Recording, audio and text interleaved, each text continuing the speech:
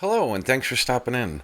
Today I want to share with you a hack I stumbled across when placing my order for the ARCFLAT table. We'll jump right into it right after this intro.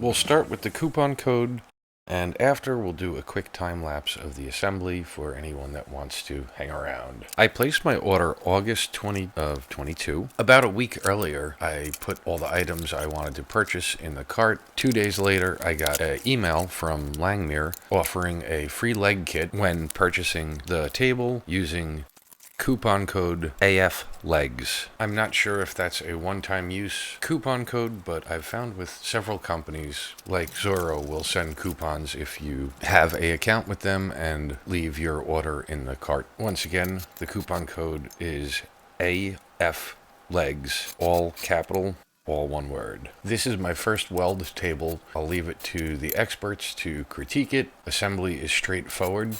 16 Allen head bolts. The tabletop and the legs ship separate. Tabletop shipping weight is 149 pounds and the leg kit is 34 pounds. Assembly would be a little faster with laying the table on its side, installing the legs. I decided to hoist it up because I wanted to play with my new come-along gantry system. Also, I didn't have anyone here to help me stand the table up once the legs were bolted.